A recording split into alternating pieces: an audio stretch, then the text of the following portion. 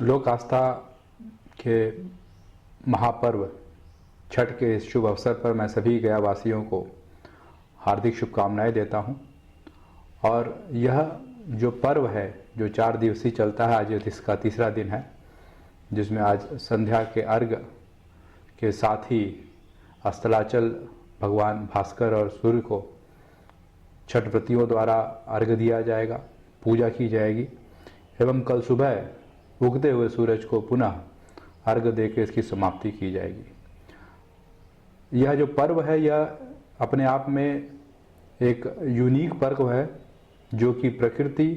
की पूजा में विश्वास रखता है। इस पर्व में सभी लोग, चाहे वो किसी भी स्तर के हों, किसी भी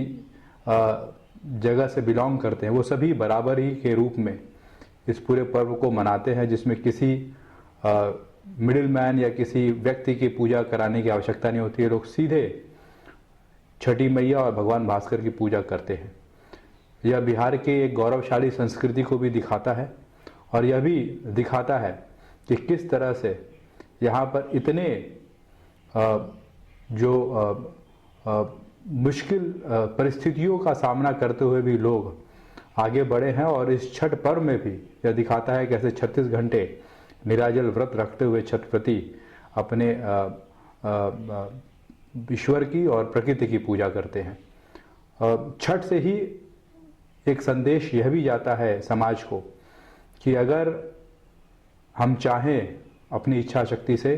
तो हम अपने आसपास और अपने दैनंदिन जीवन को भी हम बदलने में कामयाब हो सकते हैं। इस छठ पर्व के दौरान काफ़ी बड़ी संख्या में लोग बाहर से भी अपने घरों पे आते हैं और पूरा बिहार और पूरा जिला इसमें एक विशेष माहौल में रहता है। और उसमें सभी लोगों के द्वारा इस छठ व्रतियों के प्रति जो श्रद्धा होती है और हर एक परिवार में जो भी छठ व्रती हैं उनको सहयोग किया जाता है। मैं आशा करता हूं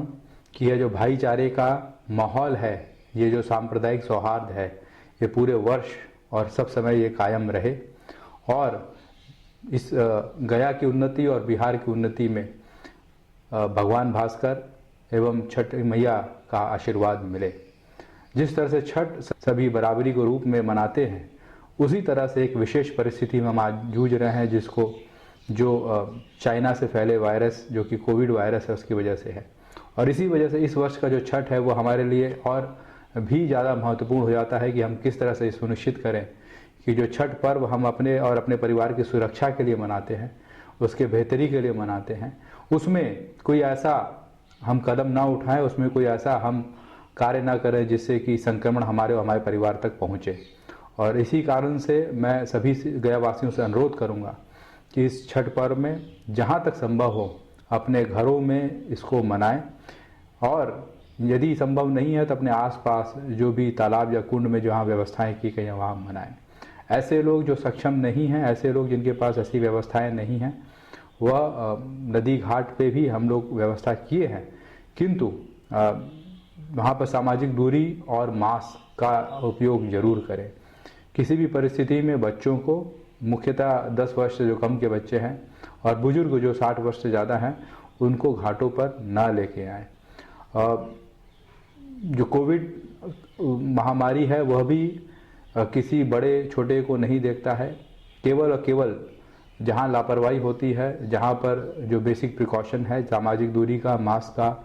हाथ सफाई करने का, जहाँ नहीं फॉलो किया जाता है वहाँ पर ये संक्रमण फैलता है।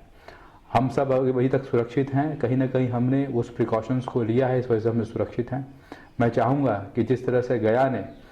कोविड महामारी के विरुद्ध लड़ाई लड़ी है अभी तक, वह लड़ाई आगे भी जारी रखनी है जब तक कि वैक्सीन हमारे पास नहीं आता है। और इसी कारण से मैं पुनः सभी गया वासियों से अनुरोध करूंगा कि इस वर्ष जो छठ है वह पूरे सावधानी के साथ, सुरक्षा के साथ और जो दिशा निर्देश दिए गए उनके आलोक में ही मनाएं। मैं इसी के साथ अनुरोध करूंगा अपने सभी भाई बंधुओं और बहनों से जो बाहर से आए हैं, इस समय अपने घरों पर आए हैं। यह एक अपॉर्चुनिटी है बिहार में और सभी जिलों में, और खासकर गया जिले के सभी हॉस्पिटल्स में कोविड टेस्ट की पर्याप्त व्यवस्था है। आप ज़रूर टेस्ट कराएं अपना, और जब भी आपको मौका मिलता है, और यह ज़रूर देखें कि आप किसी न किसी कारण से संक्रमित तो नहीं हैं, और अगर कोई संक्रमण है तो तुरंत उसका इलाज का भी निःशुल्क इलाज और निःशुल्क टेस्ट की व्यवस्था है। ये छोटे छोटे स्टेप्स से हम सुनिश्चित कर पाएंगे कि हम अपने और अपने परिवार को, और हम सभी कहीं ना कहीं अपने परिवार के लिए जीविकोपार्जन करते हैं, उसमें भी किसी तरह का व्यवधान उत्पन्न ना हो और सुचारू रूप से हमारी ज़िंदगी चले। मैं पुनः लोक आस्था के इस महापर्व छठ के अवसर पर सभी गयावासियों को ढेर सारी शुभकामनाएं देता हूं, और मैं आशा करता हूं कि यह पर्व में सभी को ईश्वर सुरक्षित रखें, सभी की मनोकामना पूरी हो, और एक बेहतर गया का, एक बेहतर बिहार का निर्माण में हम सभी अपना अपना योगदान दे सकें। जय हिंद, जय बिहार।